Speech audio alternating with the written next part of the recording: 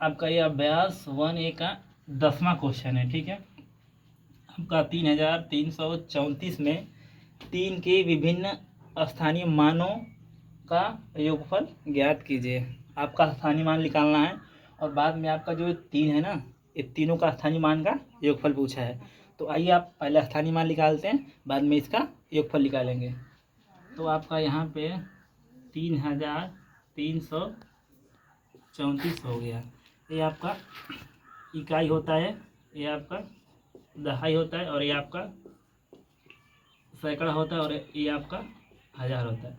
इकाई का मतलब होता है आपका 1, दहाई का मतलब होता है आपका 10, सैकड़ा का मतलब होता है आपका 100, हज़ार का मतलब होता है 1000। ठीक है, ये आपका हो गया। अब आइए स्थानीय मान निकालने का तरीका। आपका 4 है, आप 4 लिख दीजिए, गुण कर लीजिए। 4 के ऊपर 1 है, आप 1 लिख दीजिए। 4 एक कम 4, आप यहाँ पे 4 हो गया। फिर आइए 3 का 3 लिख दीजिए, गुणा का निशान लगा लीजिए। आपका 3 के ऊपर 10 है, 10 लिख दीजिए। 3 दहा में 30। फिर आपका ये 3 में आइए, 3 लिख दीजिए, गुणा का निशान लगा दीजिए। 3 के ऊपर आपका 100 है, 100 लिख दीजिए। 300 का गुणा 3 में होगा तो आपका 300 आएगा। ठीक है, फिर आपका इस 3 में आइए, 3 लिख दीजिए, गुणा का निशान लगा लीजिए। 3 के ऊपर आपका 1000 है तो 1000 लिखिए। अब आप 1000 का गुणा 3 में करेंगे तो आपका 3000 हो जाएगा।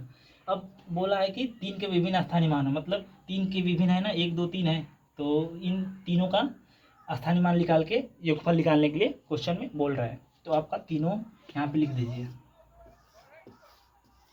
आप इस 3 का 3000 स्थानीय मान लिख दिए, इस 3 का आपका 300, और इस 3 का आपका स्थानीय मान 30 है, तो आप यहाँ पे 30 लिख दिए। अब पूरा जोड़ लीजिए, 0 के 0, 3 के 3, 3 के 3 और 3 के 3।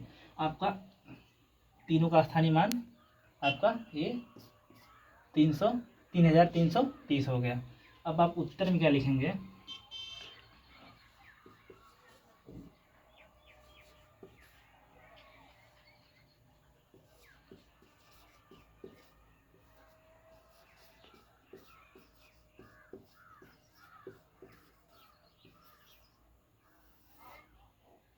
स्थानीय मानों का योगफल बराबर 3330। ये आपका उत्तर हो गया।